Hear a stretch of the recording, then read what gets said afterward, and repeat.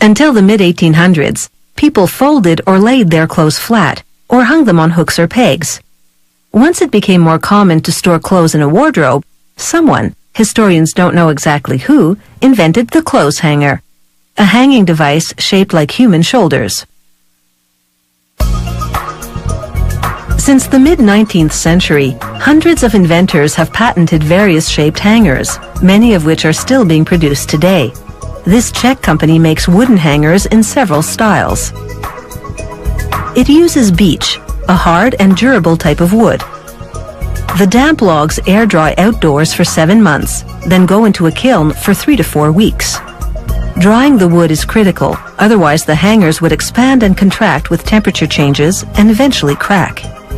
Workers first use a bandsaw to slice the logs into 6 centimeter thick planks. Then they put each plank through a broaching machine.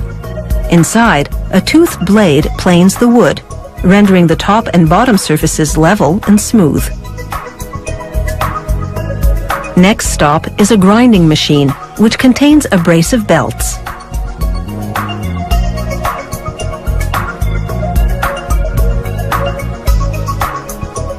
Workers feed the planks into the machine one at a time.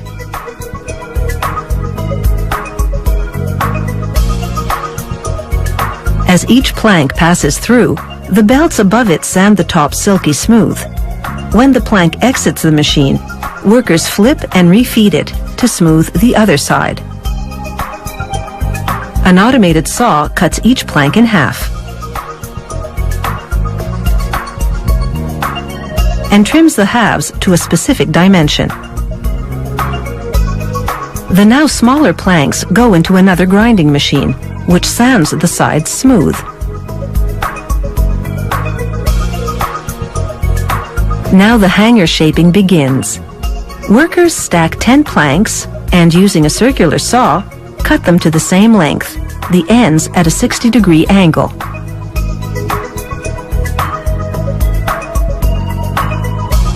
They mount 4 planks at a time on a milling machine and cut a tongue and groove profile on the edges. They'll later connect the hanger parts by fitting the tongues into the grooves. Stacking 6 planks now, they trace a hanger-shaped template on the top surface, then carefully follow the trace line with a jigsaw. Each plank is now roughly shaped into half a hanger, which they call a lamella. This particular hanger is designed for dresses, so they mill a groove in the shoulder of each lamella for garment straps. Then an automated milling machine refines and finalizes the hanger shape, smoothing the roughly cut wood in the process.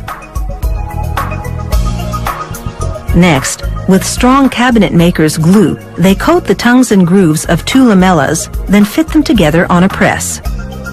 They let the glue dry for a day, then saw the point off the top. This creates a flat area into which to insert the hanger's hook. There's already a hole for it there, made when they milled the tongue and groove profile. Next, they sand the joint to remove excess glue and smooth out any nicks or tears in the wood. Then they round the angular joint.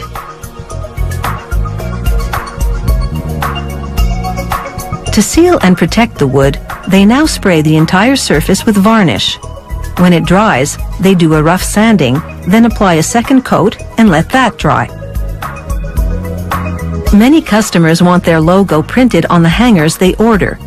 The printing machine coats a logo-embossed rubber pad with ink. A sponge dabs the pad, then stamps the logo onto the hanger.